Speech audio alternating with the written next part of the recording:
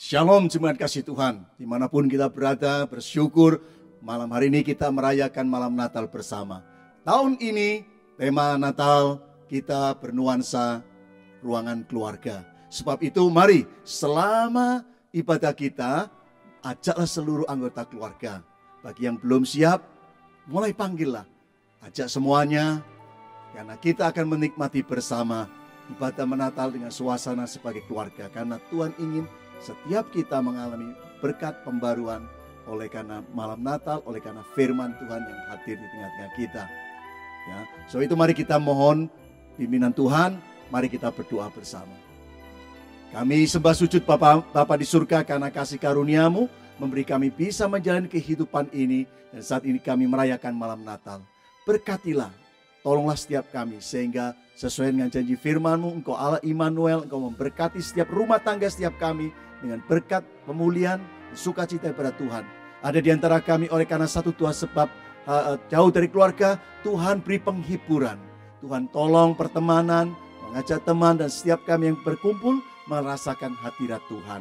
Kami bersyukur, mohon semuanya ini di dalam nama Tuhan Yesus Kristus. Amin. Tuhan memberkati setiap kita.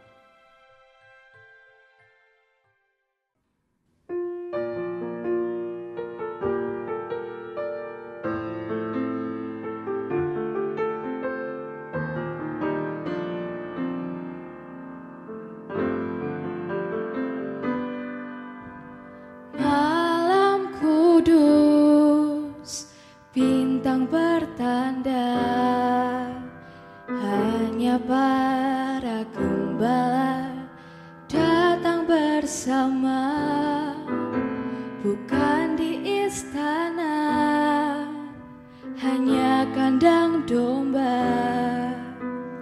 Bayi Yesuslah lahir, mari sambutlah Dia.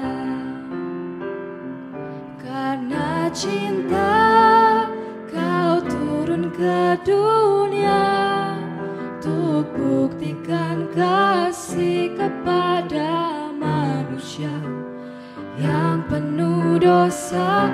Karena cinta Bapa mengirim anaknya, hari Natal pun telah tiba.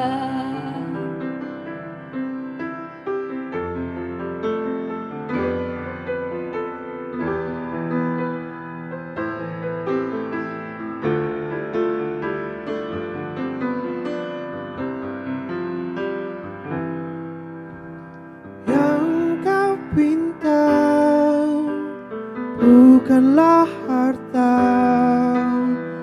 hati yang sederhana lebih berharga. Yang ku percaya Engkau beserta, berikan damai sejahtera untuk selama-lamanya.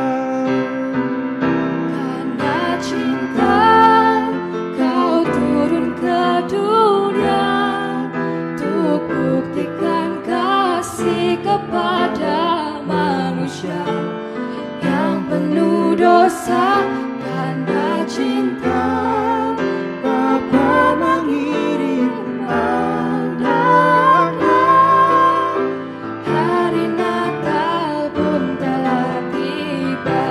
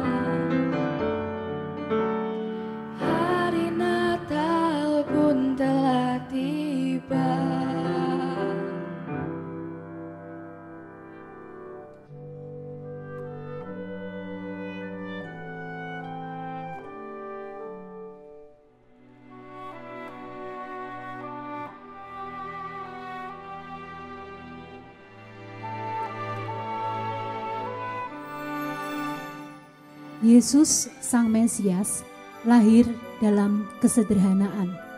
Malam di mana Yesus lahir adalah malam yang sunyi, namun malam yang kudus. Malam itu begitu terang. Ada kedamaian surgawi dan turunnya anugerah Allah. Dengan tibanya penebusan dan keselamatan melalui dan di dalam Yesus. Itulah Natal yang sesungguhnya. Mari bersama kita akan menyalakan lilin untuk menyatakan tanda iman kita bahwa Kristus adalah anugerah keselamatan terbesar buat kita, buat keluarga kita, dan Yesus bertahta di hati kita.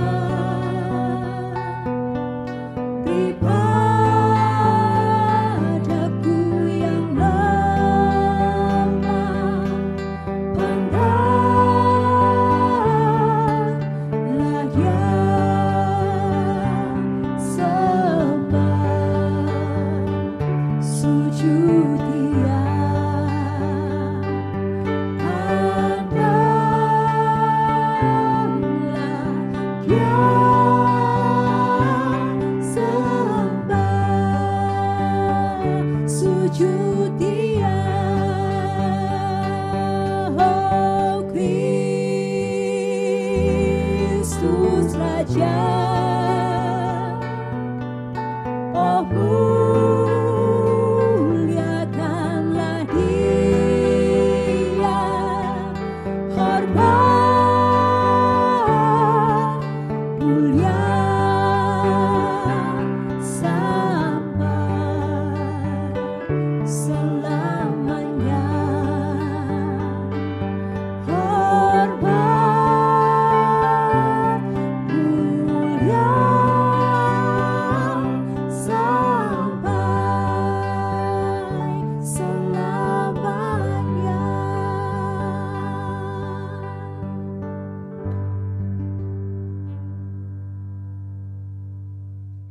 Sesudah Yesus dilahirkan di Betlehem di tanah Yudea pada zaman Herodes, datanglah orang-orang Majus dari timur ke Yerusalem dan bertanya-tanya, "Di manakah dia, raja orang Yahudi yang baru dilahirkan itu?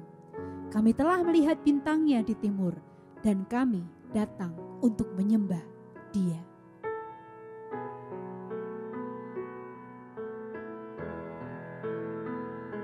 Sembah dan puji Dia, sembah dan puji Dia, sembah dan puji Dia, Sang Raja. Oh, sembah Dia, sembah dan puji Dia, sembah dan puji Dia, sembah dan puji Dia, Sang Raja. Hai, mari berhimpun dan bersukaria, turun semua ke Betlehem.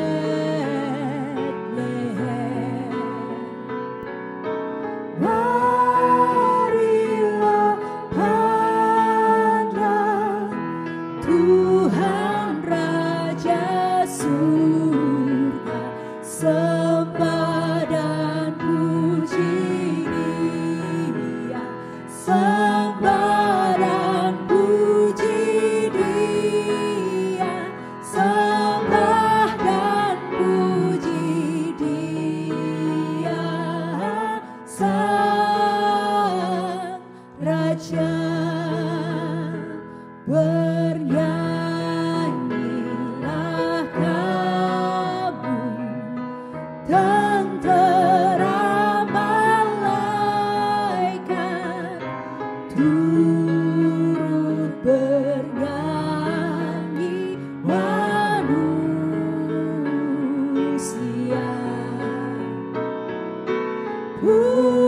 Pujilah Tuhan, Juru Selamat dunia, sembah dan puji Dia, sembah dan puji Dia, sembah dan puji Dia, Sang Raja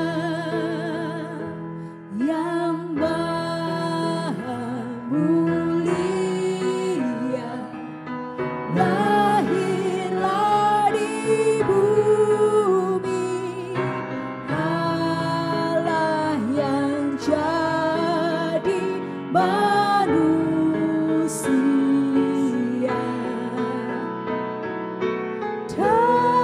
Datanglah Dia mengampunkan dosa, sembah dan puji Dia, sembah dan puji Dia, sembah dan puji Dia, Sang Raja. Sembah Dia, sembah dan puji Dia, sembah dan puji Dia, sembah dan puji Dia, Sang Raja.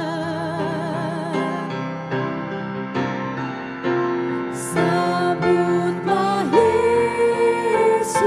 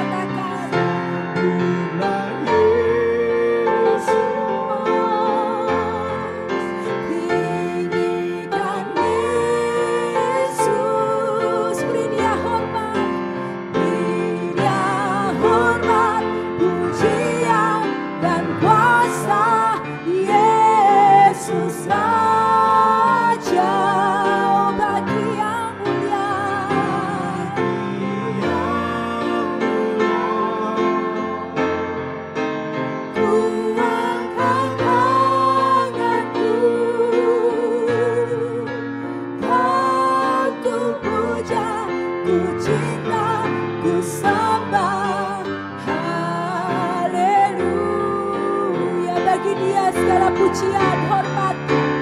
Sambutlah Yesus, tinggikan Yesus, beri Dia hormat, pujian dan kuasa. Yesus Raja, bagi yang mulia, ku angkat tanganku, kau ku puja,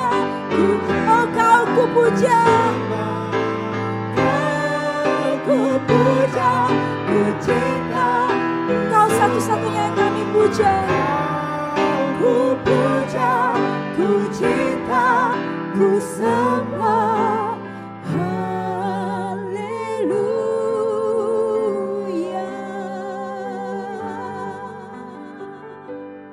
Tuhan, tolong setiap kami, supaya kami selalu rindu untuk mencari kebenaran tentang Engkau. Berikanlah kepada kami hati yang haus dan rindu untuk memandang hanya kepadamu dan bukan kepada hal lain yang sia-sia. Berikan kepada kami iman yang sejati untuk kami setia menjadi pengikut-Mu dan melakukan kehendak-Mu.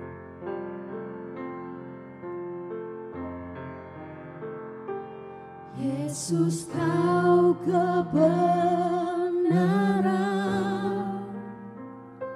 yang menyelamatkanku. Kau memberikanku hidup dan pengharapan.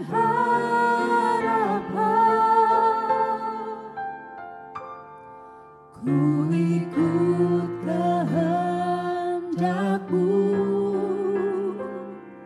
ku perlu anugerah-Mu.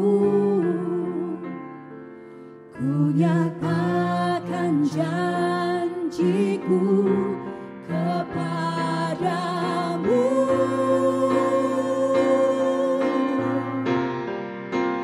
Kalau ku hidup bagimu, hatiku tetap menyembah-Mu. Dunia tak bisa menjauhkanku dari kasih-Mu. Selama ku hidup bagimu, mataku tetap memandang-Mu. Dunia tak bisa menjauhkanku dari kasih-Mu. Kami mau ikut kehendak-Mu, Tuhan.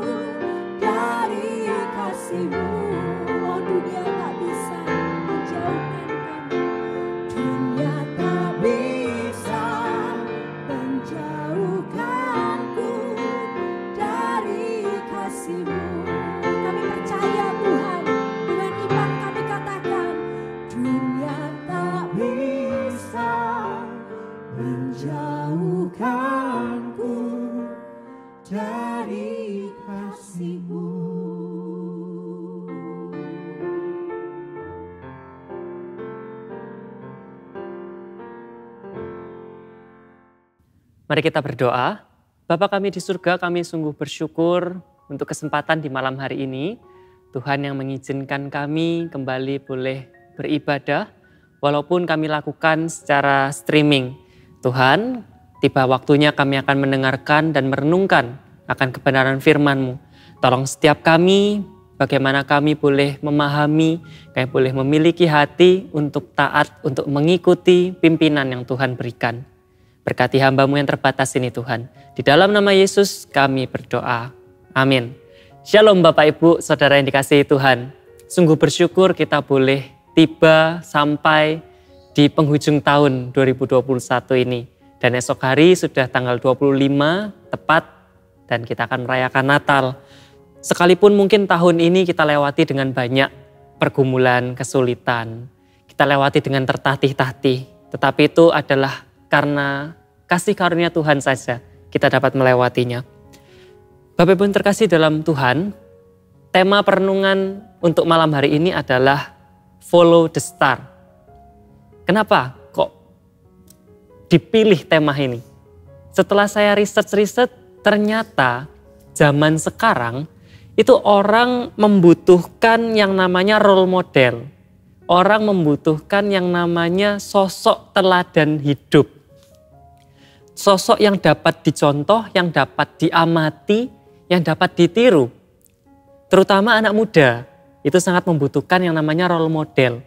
Oleh sebab itu, kalau Bapak Ibu Saudara mungkin main Instagram gitu ya, lalu tahu ada yang namanya influencer, orang yang followersnya banyak, puluhan ribu bahkan ratusan ribu. Lalu mereka bisa endorse, mereka bisa kadang bikin konten. Yaitu karena memang disitulah peran mereka untuk memberikan yang namanya influence, memberikan dampak, memberikan teladan, menjadi role model. Dan banyak sekali yang mereka berikan. Ada yang dalam bidang keuangan, ada yang dalam bidang kerohanian, ada yang humor, ataupun mungkin ya prinsip-prinsip kehidupan. Setiap orang, bahkan menurut penelitian yang terbaru, itu membutuhkan role model, membutuhkan tuntunan, membutuhkan sosok untuk dilihat. Dan mereka-mereka ini, para influencer ini, bisa disebut sebagai trendsetter. Mereka yang menentukan tren saat ini ada apa. Oleh sebab itu kadang melalui cara mereka berpakaian, melalui cara mereka ngomong, jargon-jargon yang diucapkan, itu terkadang malah jadi viral, malah jadi tren. Nah, Bapak Ibu Saudara yang dikasihi dalam Tuhan, kenapa kok bisa itu viral, kenapa itu bisa jadi tren? Karena yang mereka sampaikan itu mungkin tidak umum, yang membuka wawasan atau bahkan mungkin sesuatu yang menarik, baik untuk dilihat ataupun bagi hati. Jadi ada pelajaran gitu ya. Nah, sama seperti pada malam hari ini kita akan melihat orang-orang Majus yang waktu itu juga melihat bintang.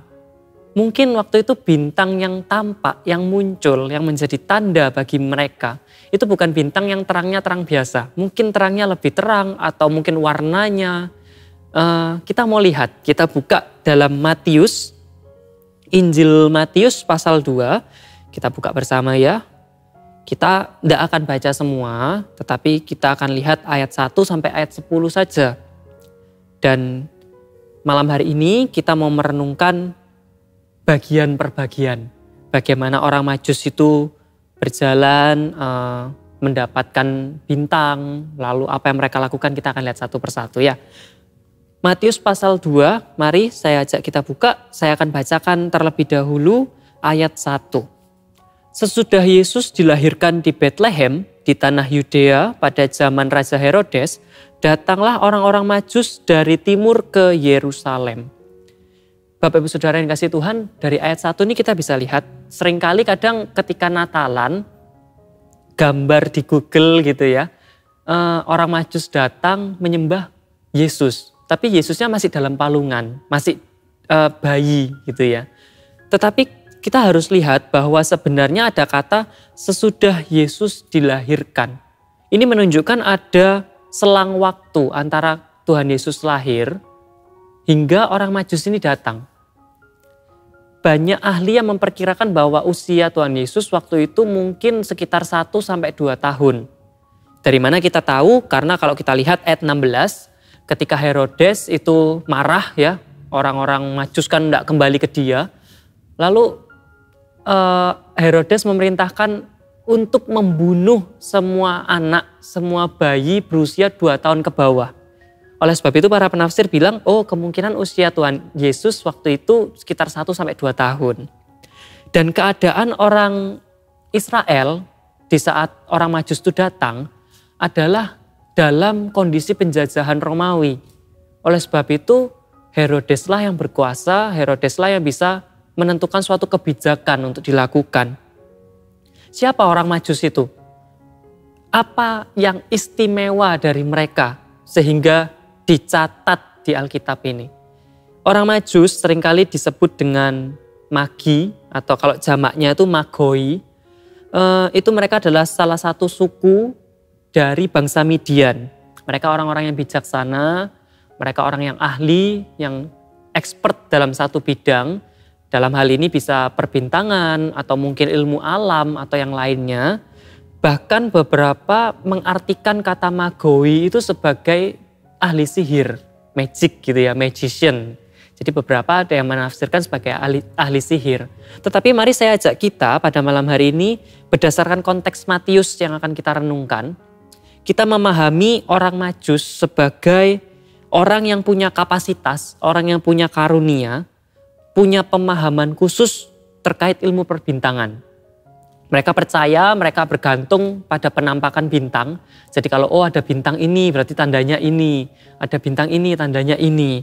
Itu adalah mereka bergantung pada bintang dan mereka punya ilmu khusus. Jadi ketika orang awam mungkin kesulitan untuk menentukan lokasi, bintang ini muncul, lokasinya di mana ya, menunjuk kemana ya. Mungkin orang awam kesulitan, tetapi mereka punya cara yang alamiah, yang logis, mungkin lewat hitung-hitungan gitu ya, bujur timur, bujur barat, lintang ini, lintang itu. Atau mungkin lewat cara-cara yang agak mistis mungkin, lewat ramalan, lewat tradisi, atau mungkin lewat ritual yang mereka lakukan untuk menemukan satu lokasi. Jadi kita bisa pahami orang Majus sebagai orang yang ahli dalam ilmu perbintangan, bisa tahu menentukan posisi di mana bintang itu ada. Diduga orang-orang Majus ini berasal dari daerah timur, sekitaran Babilonia atau Persia. Kebanyakan sih para ahli bilangnya Persia. Bukan karena kebetulan, lokasinya Israel, lalu Babilonia, Persia itu di sebelah timur, bukan cuma sekedar itu. Tetapi memang Babilonia dan Persia ini sungguh terkenal akan ilmu perbintangannya. Nah, kenapa kok orang Majus ini perlu dicatat kisahnya? Kalau kita lihat ya, biasanya kan kalau di Alkitab kita baca, setelah perikop, bawahnya ada kayak dalam kurung, apa gitu kan. Injil, terutama dalam Injil gitu ya. Kenapa kok di Injil Lukas, Markus, lalu Yohanes nggak dicatat? Buat apa Matius memasukkan orang Majus ini? Injil Matius menekankan tentang Yesus datang ke dunia sebagai raja. Artinya apa? Kalau kita lihat Matius 1 ayat 1, perikopnya silsilah Yesus Kristus. Dan sangat ditekankan bahwa Yesus adalah keturunan Raja Daud. Raja yang berkuasa, raja yang membawa kejayaan. Bahkan kalau kita lihat kota Bethlehem itu disebut sebagai kota Daud. Jadi sangat menekankan ini loh, posisi Yesus sebagai raja.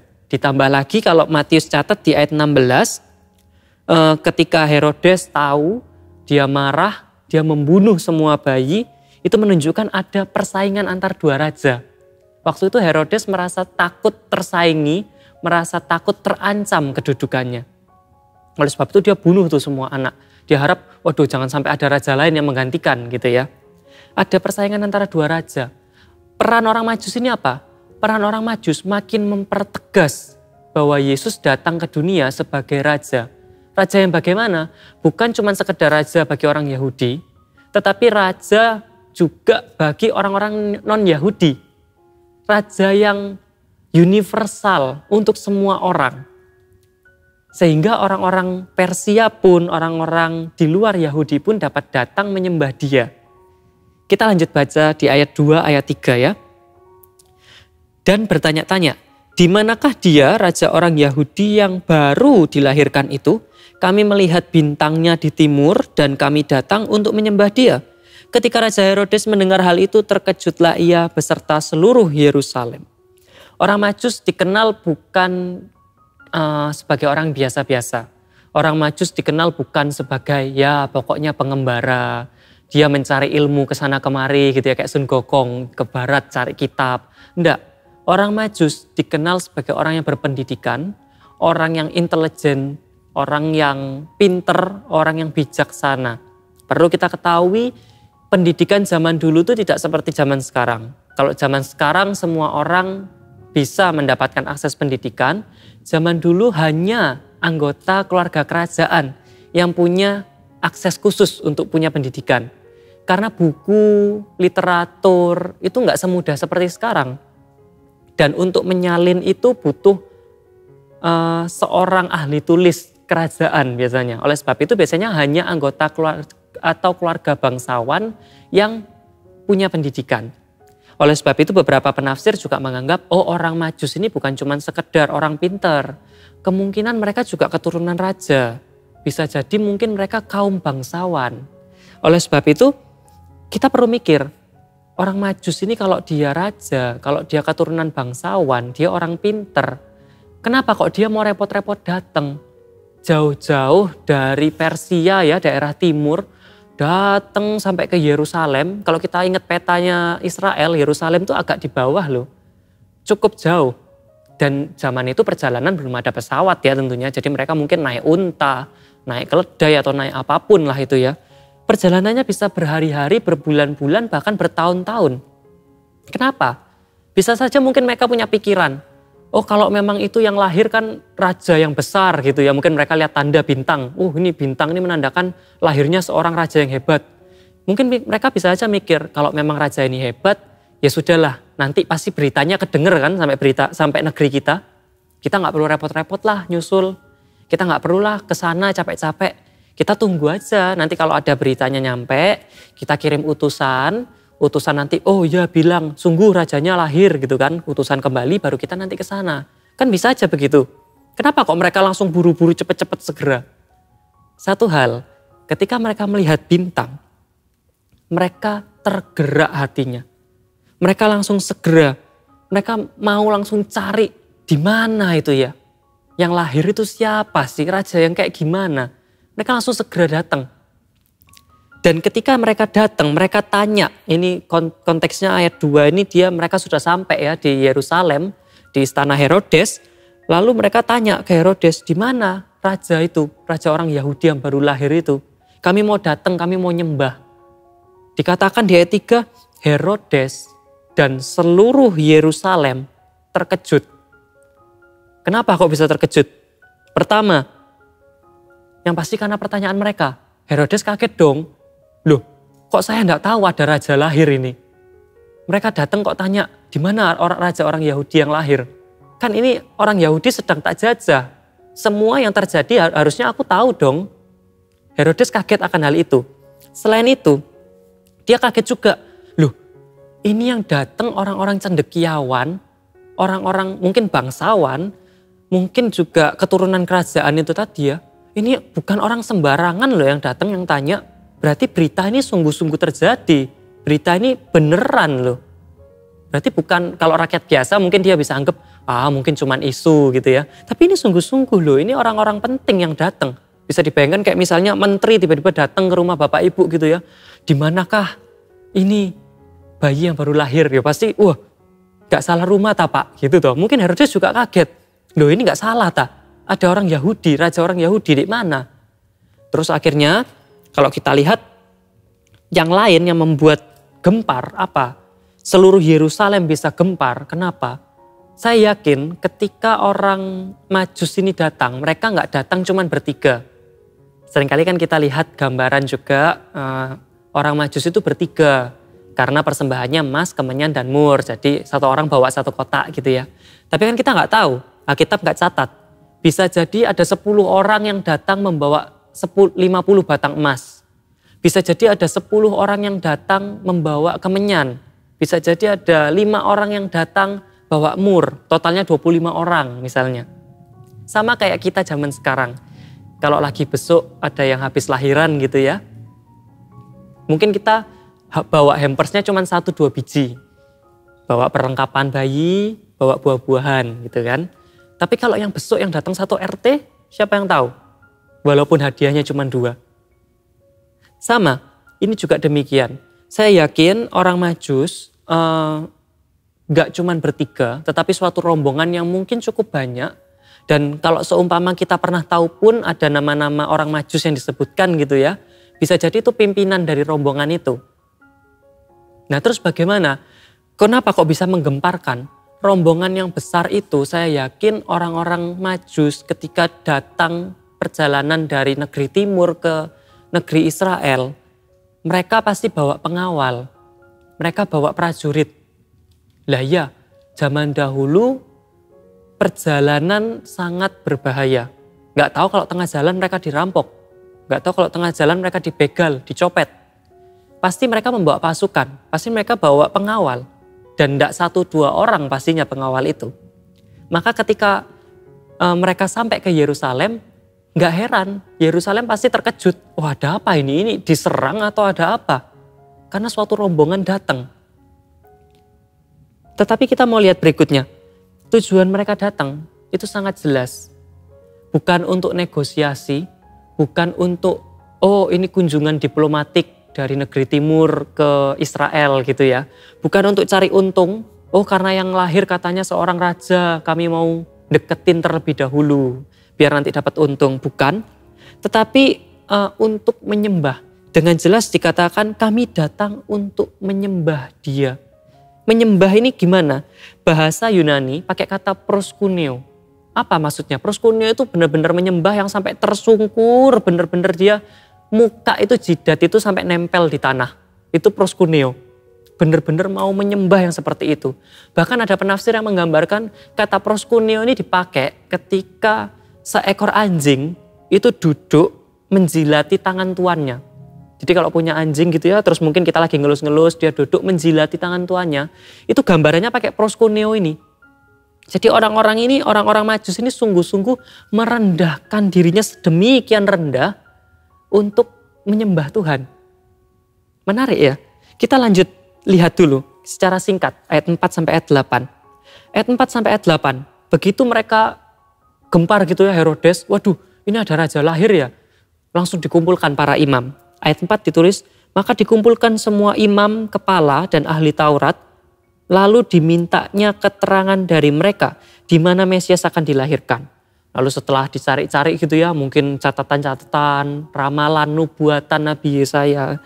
Ayat 5 dikatakan, mereka berkata kepadanya, di Bethlehem, di tanah Yudea, Karena demikianlah tertulis dalam kitab Nabi, ayat 6, ayat 7, ayat 8. Ya kita tahu seterusnya ya, untuk mempersingkat kita nggak baca. Kenapa kok orang Majus bisa nyasar sampai istana Herodes?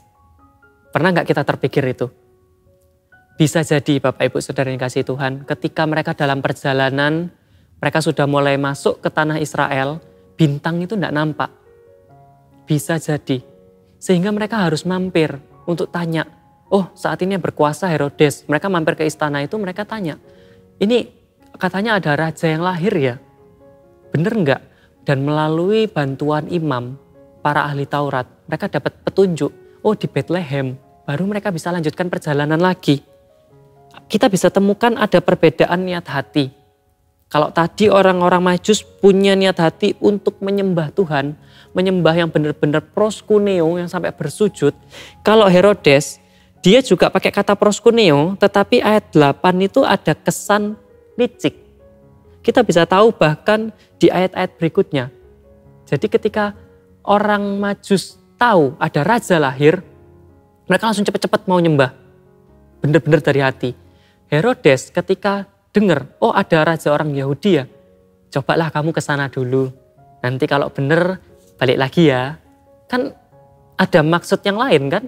Berarti ada sesuatu yang disembunyikan. Enggak langsung spontanitas, oh ayo tak ke sana juga. Mungkin beda cerita kalau seumpama Herodes berkata, oh aku tak ikut juga. Tetapi Herodes tahu, ini mengancam kedudukanku. Enggak aman aku ini, cobalah biar mereka dulu. Nanti mereka kasih kabar gitu kan. Ada hal yang licik dari Herodes. Kita lanjut sebentar ayat 9 sama ayat 10 ya. Setelah mendengar kata-kata raja itu, berangkatlah mereka dan lihatlah bintang yang mereka lihat di timur itu mendahului mereka hingga tiba dan berhenti di atas tempat di mana anak itu berada. Ketika mereka melihat bintang itu sangat bersukacitalah mereka. Berarti bintang itu sempat hilang. Ketika mereka dalam perjalanan, mereka lihat bintang itu. Loh itu bintangnya. Mereka bersukacita. Oh bintangnya berhenti di situ. Itu loh tempatnya di situ. Bersukacitalah mereka dikatakan ayat 10. Pernah nggak kita bertanya, kenapa kok Allah justru memakai tanda bintang untuk memimpin orang Majus? Bukankah tanda bintang itu adalah kepercayaan dari bangsa-bangsa yang nggak mengenal Allah? Bukankah tanda bintang itu adalah ilah-ilah yang disembah oleh dalam tanda kutip ya kalau kita kenal disebut oleh orang kafir, bangsa non-Israel, non-Yahudi. Kenapa kok justru Allah malah pakai itu? Kenapa Allah nggak pakai yang lain? Bapak Ibu Saudara, ada yang pengen Tuhan sampaikan buat kita malam hari ini. Ketika orang Majus punya keahlian dalam ilmu perbintangan, Tuhan mau pakai keahlian mereka. Tuhan memang dengan sengaja justru tunjukkan, ini loh, ada juru selamat. Bisa dibayangkan mungkin ya kalau yang ditunjukkan bintang itu gembala. Mungkin gembala atau orang-orang awam, rakyat biasa yang gak ngerti perbintangan ya lihat, oh bintang malam ini kok bagus ya, kayak kita lihat bulan. Oh bulan malam ini terang banget ya, oh ini bulannya bulan purnama. Tapi kita gak tahu ada makna apa. Mungkin mereka juga kayak gitu, kalau gembala ditunjukin bintang kayak gitu, oh bintang malam ini ada yang terang banget ya. Ya sudah, cuman sekedar itu aja. Tetapi ketika ditunjukkan kepada orang Majus, mereka yang ahli dalam bidang itu, yang tahu, yang punya ilmu, mereka bisa tahu, loh bintang ini bukan seperti biasanya. Walaupun terangnya kayak gini pun ini ada terang maksud lain ini. Mereka punya sense, mereka punya kesadaran, perasaan. Melalui keahlian mereka, yang justru mungkin kita anggap, loh itu kan malah bisa disalahartikan gitu kan. Justru Tuhan bisa nyatakan kemuliaannya. Tuhan bisa tuntun dan pakai itu. Demikian setiap kita Bapak Ibu Saudara. Pada malam hari ini mari kita coba renungkan. Kita ingat, kita punya keahlian apa? Kita punya expert di bidang apa? Jangan-jangan selama ini Tuhan mau tunjukkan sesuatu loh buat kita. Jangan-jangan selama ini Tuhan pengen supaya kita tahu apa tuntunan Tuhan. Apa visi yang Tuhan kasih melalui apa yang kita bisa. Contohnya, kalau kita bisa bermain musik, kita bisa melayani Tuhan. Mungkin ada visi tertentu yang Tuhan mau kasih. Mungkin lewat pelayanan musik kita nanti bisa Tuhan pakai untuk jadi berkat. Ketika kita kerja di kantor, mungkin ada maksud tertentu Tuhan tempatkan kita kerja di kantor itu. Mungkin kita expert, kita ahli dalam satu bidang, kita bisa melakukan segala sesuatu dengan baik di bidang itu. Coba kita renungkan, apa yang Tuhan mau? Malam hari ini kita diingatkan akan hal itu. Dan juga kita diingatkan, apa yang membuat orang Majus itu jauh-jauh mau datang. Perjalanan mereka yang mungkin melelahkan. Mungkin tengah jalan mungkin mereka juga putus asa. Tengah jalan mungkin mereka mikir, aduh buat apa ya jauh-jauh, toh gitu sudah usah lah. Mungkin mereka menyesali keputusan itu. Kenapa? Apa yang bikin orang Majus pertama kali lihat bintang langsung tergerak berangkat? Kita bisa lihat bahwa ketika seseorang rindu untuk bertemu Tuhan, seseorang rindu untuk sungguh-sungguh, oh itu bintang tuh raja, aku mau sungguh-sungguh menyembah dia. Dia punya tekad itu. Ayat 10, mereka merasakan sukacita. Melewati perjalanan yang panjang, perjalanan yang melelahkan, perjalanan yang penuh keputusasaan. Ketika bertemu langsung dengan bayi Yesus, mereka merasakan kelegaan. Mereka dapat sukacita. Mereka dapat yang namanya itu damai sejahtera. Itu yang gak bisa dibeli dengan ilmu pengetahuan. Itu yang gak bisa dibeli dengan uang. Itu yang gak bisa dibeli dengan apapun. Rasa lega, rasa damai, rasa sukacita itulah yang mereka bela-belain sampai iya aku mau ketemu, sekarang ini aku mau ketemu. Gak peduli sejauh apapun aku mau datang. Rasa rindu kepada Tuhan. Sudahkah setiap kita punya rasa itu? Rindu untuk mengalami perjumpaan pribadi pada Tuhan. Di mana kita sungguh-sungguh merasakan, oh ya hadirat Tuhan tuh kayak gini loh. Oh ya ini loh tuntunan Tuhan dalam hidupku. Pernahkah kita merasa seperti itu? Pada malam Natal ini, momen Natal, kita diingatkan, mari seperti orang Majus, kita juga harus memiliki kerinduan seperti itu. Kita harus punya tekad yang membuat kita, aku gak mau tahu apapun yang terjadi, pokoknya aku harus dekat sama Tuhan. Apapun yang terjadi, sesibuk apapun, aku mau menyempatkan waktu untuk baca firman. Kita diingatkan untuk itu. Kalau orang Majus saja punya tekad seperti itu, mari setiap kita punya tekad yang sama. Kita punya kerinduan untuk berjumpa, untuk mendapatkan tuntunan, sehingga nanti kelak kita beroleh sukacita. Kelak kita beroleh kelegaan, oh iya ini loh tuntunan Tuhan. Oh iya ini loh saya rasakan hadirat Tuhan. Bapak Ibu Saudara yang terkasih dalam Tuhan, izinkan saya menutup perenungan hari ini dengan suatu gambaran. Mari kita bayangkan bahwa perjalanan kita hidup di dunia itu adalah perjalanan orang Majus. Jadi selama kita hidup ya, lahir, sekolah, kerja, merit, sampai nanti gitu ya, check out dari dunia. Itu adalah gambaran orang Majus, perjalanan yang penuh rasa capek, perjalanan yang mungkin diwarnai dengan putus asa, perjalanan yang mungkin diwarnai dengan rasa takut, aduh ada rampok enggak ya? Hidup kita demikian bukan? Orang Majus enggak tahu nih, kalau enggak ada tuntunan bintang mungkin mereka cuma bisa lihat peta. Tapi juga enggak tahu ke depan ada apa. Hidup kita bukankah demikian? Kadang hidup kita juga penuh dengan rasa capek, aduh capek hidup Tuhan, pergumulanku kok berat banget, tugas tanggung jawabku kok banyak banget. Atau mungkin kita nggak tahu masa depan nih gimana Tuhan, aku nggak tahu, aku takut. Atau mungkin kita mengalami hal-hal lainnya. Kalau boleh saya gambarkan, seperti orang Majus yang terus mau move on, bergerak maju, untuk hingga dia mendapatkan tuntunan, sambil terus mendapatkan tuntunan dari Tuhan, sampai dia bertemu tatap muka dengan Tuhan. Disitulah kita harusnya berada juga. Ketika kita menjalani kehidupan yang mungkin bagi kita ini melelahkan, buat kita kapan berakhirnya Tuhan penderitaanku ini. Tetapi kita punya pengharapan dan keyakinan. Tuhan akan terus pimpin, Tuhan akan terus sertai, Tuhan akan terus pakai, hingga nanti akhirnya kita bertemu muka dengan muka. Kita bertemu Tuhan di sorga. Perjalanan kehidupan kita. Mari kita terus ikuti pimpinan Tuhan. Mari kita terus ikuti apa yang Tuhan kehendaki dalam hidup kita. Mari kita gunakan segala apa yang kita punya. Kecerdasan kita, kebijaksanaan kita, keahlian kita. Kita gunakan itu dengan penuh kerendahan hati, bukan untuk menemukan jalan sendiri, bukan untuk menciptakan visi sendiri, tetapi untuk lebih memahami apa visi Tuhan dalam hidupku. Apa kehendak Tuhan, apa tuntunan Tuhan buat hidup kita. Bapak Ibu Saudara yang dikasihi Tuhan, saat ini memang Tuhan gak tuntun kita pakai bintang. Tetapi kita harus tahu, juga Tuhan gak tuntun kita dengan cara kita berdoa gitu ya, Tuhan hari ini aku bingung mau makan apa, terus dari langit jatuh kertas secari kertas, nasi padang gitu, terus kita beli nasi padang. Enggak, Tuhan gak tuntun kita kayak gitu caranya. Tuhan tuntun kita dengan cara yang lain. Gimana caranya? Lewat pengalaman. Ada orang lain yang mungkin cerita kepada kita, itu loh nasi padang di situ enak. Terus kita baru ingat, oh iya hari ini aku tak makan nasi padang aja deh. Bisa jadi. Itu contoh sederhana untuk permasalahan sederhana ya. Ada mungkin juga lewat benda-benda yang mengingatkan kita. Ada salib.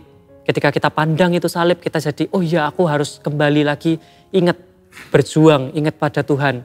Senantiasa memandang kepada salib Tuhan, pengorbanan Tuhan. Atau mungkin gimana cara yang paling jitu? Lewat Alkitab. Tuhan berfirman, Tuhan menuntun kita lewat Alkitab. Sama seperti orang Majus, ketika doa mungkin kita berdoa ada masalah nggak Tuhan jawab. Kita berdoa ada masalah kok nggak keluar-keluar, nggak kelar-kelar masalahnya. Kita harus sadar sama seperti orang Majus. Ketika mereka jalan bintang itu hilang. Mereka nggak putus asa, mereka nggak langsung ya sudahlah ayo balik lagi. Enggak, mereka tetap berusaha cari. Ya apa ya caranya ya, mungkin lewat peta. Mereka datang, mereka tanya ke istana Herodes. Ke orang-orang, ini gimana? Ini katanya ada raja lahir ya bener apa enggak? Dicarikan lewat ramalan, lewat nubuatan yang dulu dicatat. Sehingga mereka bisa bertemu dengan Tuhan. Demikian juga kita. Ketika kita mungkin menjalani kehidupan ini merasa, aduh kapan ya berakhir? Aduh kapan ya ketemu Tuhan? Aduh kok capek ya? Ingat. Atau mungkin kita merasa ini ya, doa kita gak dijawab-jawab. Ingatlah, Tuhan gak pernah jauh, gak pernah meninggalkan kita. Hanya seberapa gigih kita berusaha untuk terus mencari Dia. Terus mengejar Dia. Terus mencari apa tuntunan Tuhan bagi kita. Oleh sebab itu, marilah kita senantiasa bergaul dekat dengan firman Tuhan. Kita senantiasa menghidupi kehidupan yang membaca firman tiap hari, merenungkan setiap hari. Firman itu jadi bagian hidup kita. Sehingga kita tahu ketika ada orang kasih saran ke kita bisa saring pakai firman. Oh ini benar-benar tuntunan Tuhan atau enggak itu dari mana? Ya dari firman. Oh ada orang bilang begini, tapi firman kok enggak ngomong begitu ya? Prinsip kerajaan Allah kok enggak ngomong kayak gitu ya? Prinsip hukum-hukum Tuhan kok enggak ngomong gitu ya? Berarti jangan. Disaring lewat firman. Tuhan bisa pakai apapun dan siapapun. Tetapi tetap kita harus saring itu dengan firman Tuhan. Oleh sebab itu firman seringkali Alkitab dibilang sebagai firman yang hidup. Maksudnya apa? Memang satu sisi firman yang hidup artinya ketika orang baca, dia percaya isinya, dia beroleh hidup kekal. Makanya dikatakan firman yang hidup. Tetapi firman yang hidup artinya juga firman yang terus membawa kehidupan. Buat kita yang membaca, kita dituntun. Hidup kita bisa terus diperbaharui. Firman ini relevan, cocok untuk segala zaman. Dari dulu sampai sekarang ya sudah cocok. Tidak perlu dirubah lagi, nggak perlu ditambah lagi, cocok. Oleh sebab itu biarlah kita terus punya kerinduan untuk bergaul erat dengan firman. Malam Natal ini kita diingatkan. Sebagaimana orang Majus mengikuti pimpinan tuntunan dari bintang. Follow the star. Sampai tiba bertemu dengan Yesus. Demikian kita menjalani kehidupan. Kita harus senantiasa mengikuti bintang, mengikuti firman. Apa yang ditunjukkan firman. Hingga nanti kita bertemu dengan Tuhan di sorga. Biarlah Roh Kudus yang senantiasa menuntun kita, memberikan kita hati untuk terus membara, terus menggebu-gebu, untuk terus membaca, merenungkan firman Tuhan, untuk boleh peka, mengerti apa visi kehendak Tuhan bagi kita. Amin. Mari kita berdoa. Bapa kami di surga, kami sungguh bersyukur di malam Natal ini Tuhan boleh berbicara kepada kami melalui renungan singkat. Melalui kehidupan bagaimana orang-orang Majus berjalan mengikuti bintang, demikian juga kami di dalam menjalani hidup kami memohon kepada Tuhan. Biarlah Roh Kudus-Mu boleh terus memberikan kami hati yang membara, hati yang rindu untuk merenungkan firman. Sehingga kami juga boleh terus peka apa tuntunan Tuhan dalam hidup kami. Dalam keahlian kami apa yang Tuhan inginkan. Tuhan tolong kami lemah dan terbatas. Seringkali ketika kami mengalami pergumulan, kami tidak bisa move on, kami nggak bisa terus maju. Tetapi kami yakin dan percaya Tuhan akan terus menyertai kami, Tuhan akan terus menuntun kami. Bukan hanya hari-hari ini saja, tetapi tahun-tahun ke depan. Bahkan sampai nanti kami bertemu dengan Engkau di sorga. Tuhan menuntun kami. Terima kasih ya Tuhan, terima kasih. Tuhan yang memberkati, Tuhan yang mendengarkan. Sebab kami berdoa dan memohon di dalam nama Tuhan Yesus Kristus. Amin. Tuhan Yesus memberkati kita semua. Mari kita punya hati seperti orang Majus, datang kepada terang, melihat terang, menyembah Kristus Sang Raja, dan mempersembahkan hidup yang terbaik untuk Kristus Tuhan kita.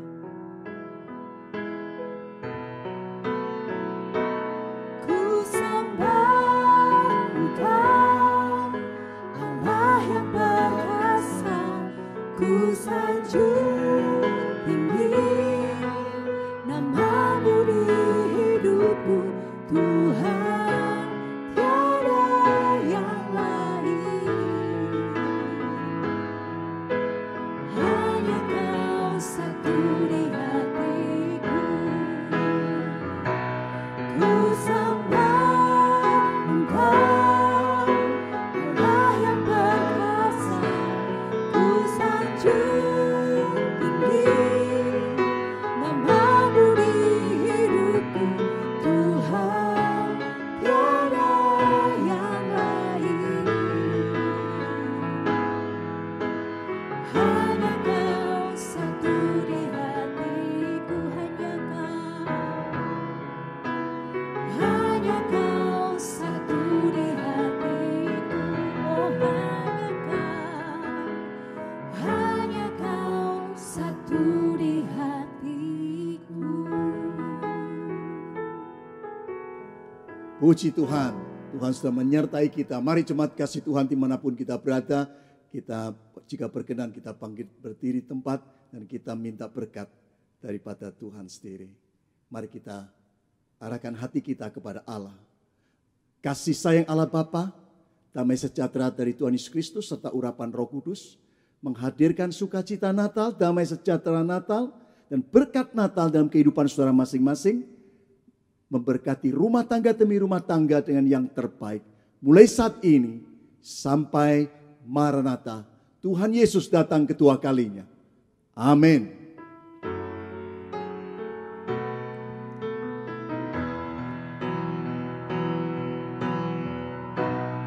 Ku nyanyi Hosana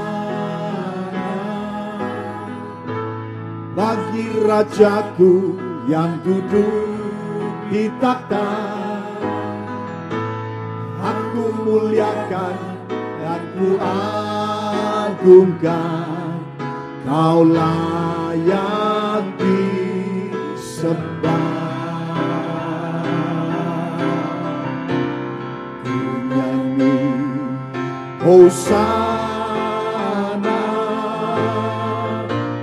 bagi Rajaku yang duduk di takhta.